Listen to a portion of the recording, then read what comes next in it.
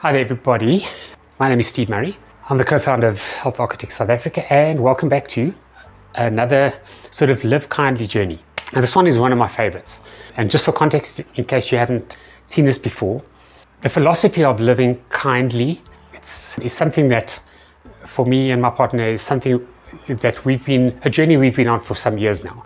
And you've heard me say this before, I'll always say it, I believe that living kindly may well be the last chance we have as a species to extricate ourselves from the mess we've made of our planet, but also of our own health. So when you ask yourself the question of, is this living kindly, and you apply that as a filter and you put decisions that you make on a daily basis through that filter, it starts to make a lot of sense. So we normally start living kindly, kind of starts with being kind to ourselves. So what we put into our bodies, how we eat, that kind of stuff. Today's example is slightly different, in that it doesn't directly start with something I ingest or eat. Today I want to kind of walk through a decision we made around what we use to clean dishes.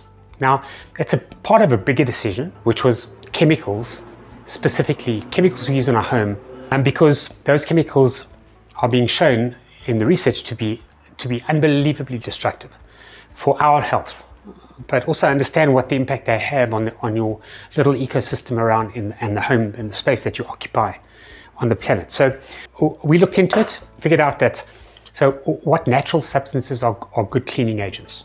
Well, your citrus fruits are your top when it comes to cleaning power. You'll see that in all your sort of dishwashing liquid ads, made with real lemon and so on. So we use lemons because lemons are super potent too as a cleaning agent. So this is the liquid that we use to clean pretty much any surface in the house and dishes, etc. And how you make it is even simpler. In here is the next one, so when this is finished, this one will be ready to go. In here are literally 3 lemon peels, because we drink lemon juice every single morning. So you've got always lemon peels left over, and I put 3 lemon peels in with a cup of white wine vinegar, just simple spirit vinegar, and put a top on that. This has been in here, I put a date on this.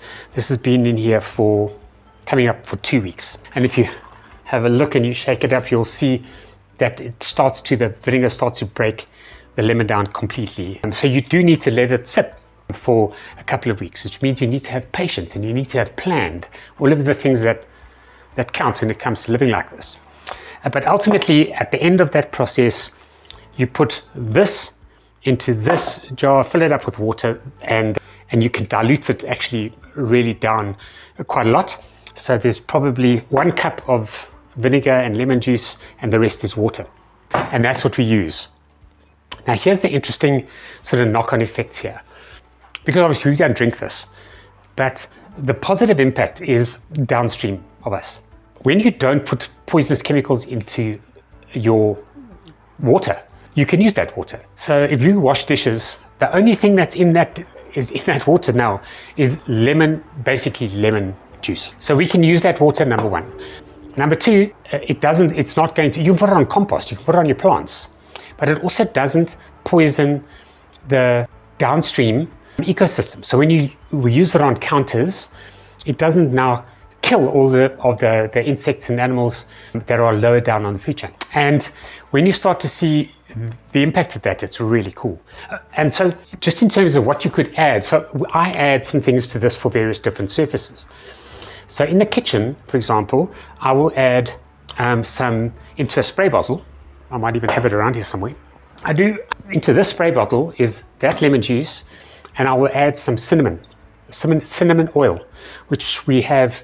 So we've got loads of essential oils, really, really high quality essential oils.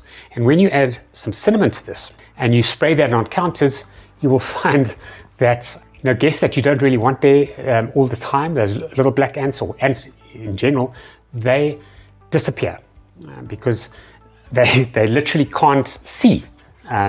Cinnamon is overpowering as a smell, and they smell with their sight is their smell. So it is the best way of controlling ants. So I'll add some cinnamon oil to this when it comes to kitchen surfaces. I'll add peppermint oil, for example, if we're using it in bedroom surfaces and walls, because peppermint is a great. Mosquitoes don't like peppermint at all. So that's a great way of controlling mosquitoes. So, and it smells really nice. So if you want to kind of have different surfaces with different scents, you can use essential oils. We use different ones for different surfaces. But at the end of the day, you now have a sort of environment that is not poisonous to everything that it touches. And the knock-on effects of that for us we've been doing this for some years now. For the last couple of years, I've really started to notice it. Not always something that you want to kind of hear, but we have spiders now. And it was actually, I did a video of it. I was cutting spinach that we'd grown in our own garden. And on the back of the big spinach leaf, I thought it was a piece of mud, but it was actually a really big wolf spider that probably got as much of a fright as I did. It sort of uncurled itself, it was playing dead, jumped onto my hand. We both got a big fright. But so we no longer kill those creatures, which in turn eat the pests that we often find on our plants. So we don't use pesticide on our vegetables that we grow, because we don't need to, because we now have a much more natural control mechanism in place, which are sort of spiders, for example. So we often have, it's kind of interesting, wolf spider is the Usain Bolt of spiders, the sprinter. So you often see, not often, but every now and again, you'll see a big wolf spider charging into the house, chasing big prey or whatever. So sometimes it's you've got to remind yourself that, hey, you share the space with them, but it is really cool. So the knock-on effects of deciding what chemicals we use in our home and our surfaces has a knock-on effect in terms of how we grow vegetables and our food, and what we have to do to control the pests that would sometimes be a danger to that. So yes, one of my absolute favorite sort of live kindly pathways: lemon juice, white wine vinegar or white spirit vinegar, 2 weeks, and then stick it into a big jar. You can dilute it way down with water. If you want to use it on surfaces to control ants, put some cinnamon oil in, not cinnamon scented oil. Trust me, the ants know the difference. So cinnamon oil or peppermint also works really well, and it also makes things smell really nice. So often if we're cleaning carpets or whatever, and we just use that with some of the essential oils, it's brilliant. So lose the chemicals that you use to clean your house, replace it with things that are natural, and you will see the impact on everything around you. It's really cool. I'll think about the next one. I'll give that some thought, but I'll be back again with the next what we will never buy again ever.